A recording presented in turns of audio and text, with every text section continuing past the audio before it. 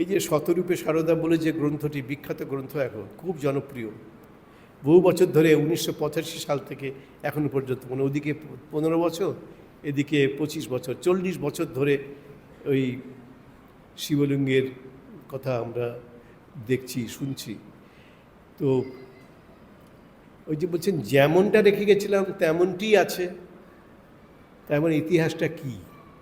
আমি বাল্মীকি রামায়ণে এটা নেই, কৃত্তিবাসী রামায়ণে আছে, কিন্তু এই যে শিব পূজা করেছিলেন, বালির তৈরি শিব, সীতা পূজা করেছেন, এইসব কাহিনী নেই কৃত্তিবাসী রামায়ণে। আমি তখন ওই শতরূপে সারদার মধ্যে একটি প্রবন্ধ আছে আমারই লেখা, সীতারূপে, সীতারূপিণী মা সারদা, এই প্রবন্ধটি আছে আমারই লেখা, অনেক বছর আগে, প্রায় 40 বছর আগে লিখেছিলাম। আমি খুঁজতে শুরু করলাম যে কোথায় আছে যে শিব প্রতিষ্ঠা সীতা দেবী রামচন্দ্র করেছিলেন রামেশ্বরে। কোথাও পাচ্ছি না। খুঁজতে খুঁজতে স্কন্দ পুরাণ বলে একটি পুরাণ আছে, প্রধান পুরাণগুলোর মধ্যে 18টা পুরাণ, তো প্রধান পুরাণ, তার মধ্যে একটি হচ্ছে স্কন্দ পুরাণ। সেখানে পেলাম এই কাহিনীটা, সীতা দেবী ওই বালির তৈরি শিব পুজো করেছিলেন, এবং সেটিকে এখন ওই সোনার মুকুট দিয়ে ঢেকে রাখা হয়, যাতে ওটাকে কেউ বেল ফাটাতে না পারে, ওটার ওপরে ডাব টাব ফাটাতে না পারে, সেই জন্যে সোনার মুকুট দিয়ে ওটা ঢাকা থাকে।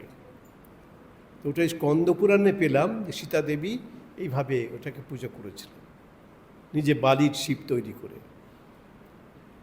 মা ওটা দেখেই হাত দিয়েই প্রথমেই ছুঁয়েছেন, ছুঁয়েই বলছেন যেমনটি রেখে গেছিলাম সেই কোন কালে তেতা যুগে তেমনটি আছে। আমরা তো ওই মূল শিবলিঙ্গকে দেখতে পাই না, মাকে দেখতে দেওয়া হয়েছিল, রামনাথের রাজা এটার ব্যবস্থা করে দিয়েছিলেন। তো মা দেখেই বলছেন যেমনটি রেখে গেছিলাম তেমনটি আছে। অর্থাৎ সেই অরিজিনাল শিবলিঙ্গ মা যেটা তৈরি করেছিলেন বালি দিয়ে, সেটাই ওখানে রাখা আছে, এবং ওটা সোনার মুকুট দিয়ে ঢাকা থাকে। সাধারণ দর্শনার্থী তারা ওকে দূর থেকে দেখেন, কিন্তু স্পর্শ করতে পারেন না। কিন্তু মাকে দেয়া হয়েছিল, মা দেখেই বললেন যেমনটি রেখে গেছিলাম তেমনটি আছে। তার থেকে বোঝা যাচ্ছে যে মাই হচ্ছেন সীতা।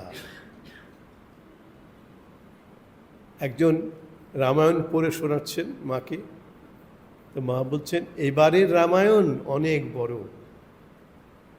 রামায়ণ পাঠ করে মাকে শোনানো হচ্ছে, মা বলে উঠলেন এবারের রামায়ণ অনেক বড়।